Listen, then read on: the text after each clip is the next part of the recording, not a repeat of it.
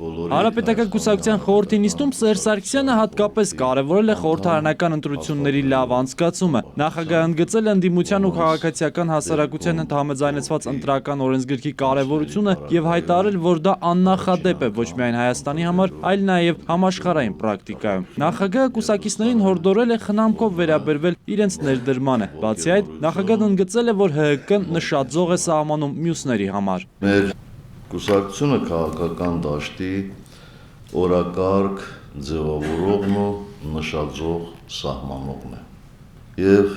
սա վաղուց է, գոնե առնվազն 10-12 տարի է, որ մեր կուսակցությունը այդպիսին է։ Կարող է սա ոմանց դուր գալ, կարող է դուր չգալ, բայց սա իրականություն է։ Հնարավոր է, որ առաջիկա խորհրդարանական ընտրությունները մի քանի օրով հետաձգվեն, բանն այն է, որ ընտրությունները քառօրյա պատերազմի օրը նշանակելը քաղաքական դաշտում տարակարծություններ էր առաջացրել։ Նախագահը հայտարարեց, որ չնայած իրավաբանների համոզմամբ այդ օրը ամենաարդյունավետ լուծումն է, սակայն ինքն էլ մտահոգություն ունի օրվա առնչությամբ։ Ես անձամբ դեմ չեմ եղել հրամանագիրը ստորագրելու պահին եւ հիմա էլ դեմ չեմ մի 4-5 օրով ավելի ուշ տեղափոխել ընտրությունների օրը, բայց մի փոքր էլ սպասենք, երբ որ հայտնի կդառնան ընտրությունների բոլոր մասնակիցները եւ մենք կարողանանք գալ նրանց հետ համաձայնության, բոլորի հետ առանց բացառության, ես կարծում եմ մեզ ոչինչ չի խանգարի, եթե մենք ընդամենը մի քանի օրով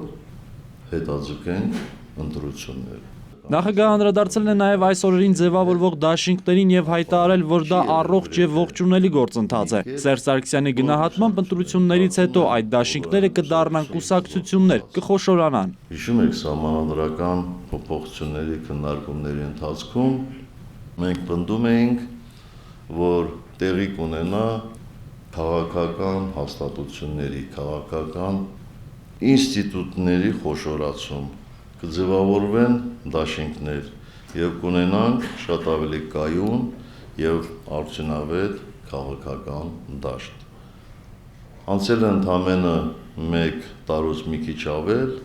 եւ ահա խնդրեմ տեսեք, որ մենք ճիշտ էինք պատկերացնում գործընթացը։ Քաղաքական դաշտում դաշինքներ կազմելու համատեքստում Սերժ Սարգսյանը հակիրճ անդրադարձել է ԲՀԿ նախկին նախագահ Գագիկ Ծառուկյանի վերադարձին։ Ես չեմ ողջունել Գագիկ Ծառուկյանի քաղաքական դաշտ վերադառնալը։ Իսկ ինչ վերաբերում է դաշինքների կազմավորմանը կամ քաղաքական տարբեր ուժերի մասնակցության ընտրապայքարին, ինչպես ասացի,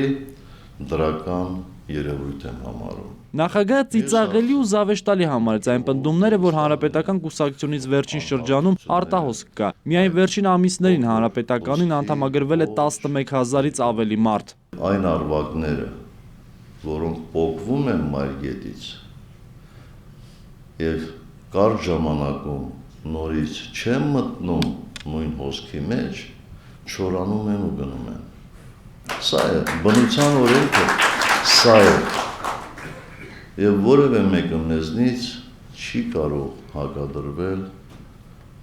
բնության օրենքներին։ Սերժ Սարգսյանը հայտարարեց, որ հանրապետական կուսակցությունը անձերի խնդիր չի լուծում, այլ ծրագրերի արդյունավետ իրականացման ու մարտահրավերների հաղթահարման։ Նեղացածներ չպետք է լինեն։ Եվ մեր գործիչները այնտեղ են, որտեղ նրանց կարիքը կա։ Ես երբեք չեմ հանդուրժելու ավելորդ հրմշտոցները։ Շնորհակալ եմ բոլոր նրանց, ովքեր օժանդակել են մեզ։ Շնորհակալ եմ բոլոր նրանց, ովքեր երբևէ մի բարի խոսք են ասել հանրապետական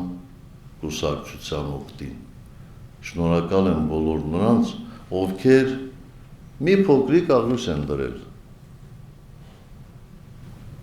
բայց Ես երբեք չեմ հանդուրժել ու չեմ հանդուրժելու։ Չեմ կարևորելու մարդկանց իրենց անձի մասին պատկերացումներով։ Տեսնում եմ ով ինչքան է աշխատում, տեսնում եմ ով ինչպես է աշխատում եւ իմ տեսակյունից գնահատական եմ տալիս։ Եթե մեզնից յուրաքանչյուրը ինքը պետք է որոշի, թե ինքը որտեղ է աշխատելու, ինչով պետք է զբաղվի, դա արդեն կդառնա շատ ներողություն բառիս համար շիլաշփոթ։ Իսկ մեր պատասխանատվությունը շատ բարձր է։ Այնքան բարձր, որ միգուցե մեր հասարակության մեծ մասն էլ դա չի պատկերացնում։ Իշխանությունը բազմաթիվ անգամ կրկնածս նորից ասեմ, վայելք չէ,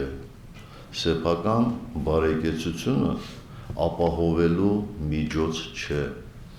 Իշխանությունն առաջին հերթին պատասխանատվություն է։ Խորհրդի նիստի ընթացքում վարչապետ Կարեն Կարապետյանը ընտրվել է կուսակցության նախագահի առաջին տեղակալ, փոխնախագահներ են ընտրվել Մուշեղ Լալայանը, Գալուստ Սահակյանը եւ Արմեն Աշոտյանը։ ՀՀԿ-ն դեռևս քննարկում է նախընտրական ցուցակը եւ չի հայտարարում նախընտրական շտաբի պետի անունը։ Զորապ Հարոյան, Խաչատուր Եսայան, ժամը լրատվական։